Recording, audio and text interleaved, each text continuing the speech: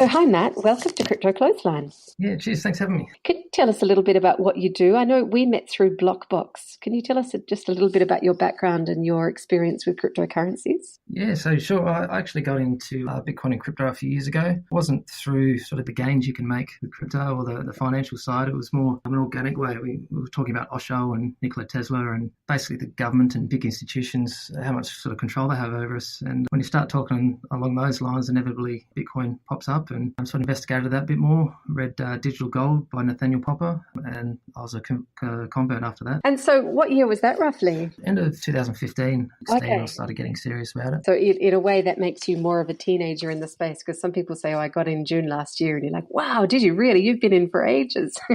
You're more like a grandpappy in the space, really. I'm not what they would refer to as an OG. I haven't been around for that long, but I'm kind of in the middle. Well, Matt, I just wanted to quickly ask you before we go on, you're going to be starting some trainings at Blockboxx, is that right? Yeah, that's correct. So we do a few things at Blockboxx, but the first training we'll be doing would be a Bitcoin basics. So it's just for people to come in that don't really know too much about it and try to give them some education and point them in the right direction. There's a lot of bad stuff going on in the space, a lot of scammers and certain groups. We try to educate them on that and hopefully steer them in the right way. So in terms of that, that's exactly what I wanted to ask you about today. We've been discussing it in the podcast, market manipulation. Can you comment on how common you think that is within the cryptocurrency sphere? I think it's very common. There's certain ways that the market is manipulated. It's highly unregulated at the moment. It's kind of a bit of the Wild West. There's certain ways you have your pump and dump groups, you've got your whales, even exchanges themselves are all trying to work the system to their advantage. And how does that work with the exchanges? So basically they've got access to all the cryptos on their books. So if they have their own positions, it doesn't take much. If they've got the funds and the know-how, it doesn't take much to move it. Whether or not it's common knowledge or out there or whatnot, you can see it happening, especially with whales as well. They'll use the exchanges, putting up buy and sell walls. So does that mean, say, for example, I go in and I buy,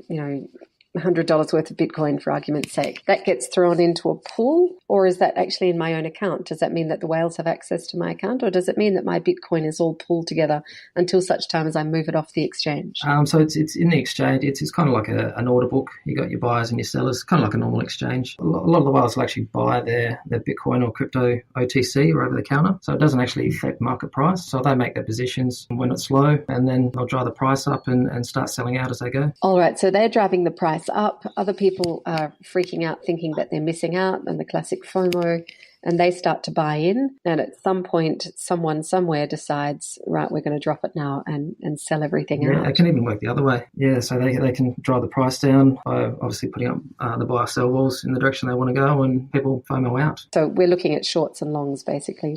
Yes, basically. Selling both ways, making money in both directions. Correct, yes. And being so highly volatile market too, and it is, you can move the market with not much money, to be honest, or much crypto. And so in terms of young people coming onto the scene, say your classic, 16 to 20-year-olds who may not be particularly well versed in trading, they are excited about crypto, the volatility, all the media coverage it's getting, good and bad, and say these crazy promises that some public figure might be making in some social media platforms.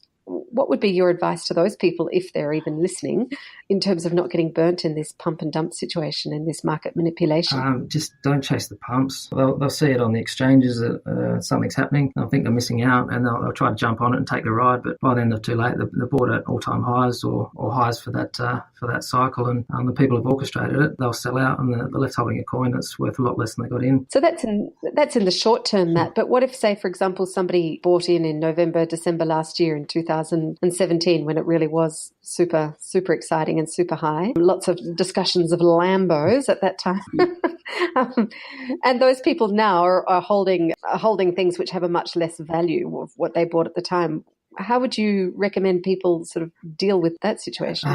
As a big lesson, I think that was a case of a lot of people not really understanding the space, probably don't understand the coins or what they got into. I think people definitely FOMO'd in. They were hearing a lot about their friends that have probably done well and jumped in. I believe it goes in cycles as well, so it depends on how long they hold. I do believe that the market will get back there and beyond. But when people start looking into certain coins, they've got to sort of consider people's motivation motivation for telling them to get in. They really need to do their own research. But as I'm sure you're aware, teenagers and young people sort of know everything and are invincible, and they tend to learn from their own mistakes, not really listen and learn from other people's mistakes. That age-old adage about experiential knowledge versus, just being told by a well-meaning parent or someone else. Yeah, we've all been there. We've all known everything when you're a 15, 16-year-old, and then you soon find out in the real world it's you probably should listen to some certain advice. And so if you've been in the space for a while, and I'm guessing you being somebody who does their research and has their due diligence, have you ever been approached to join any of these groups? No, not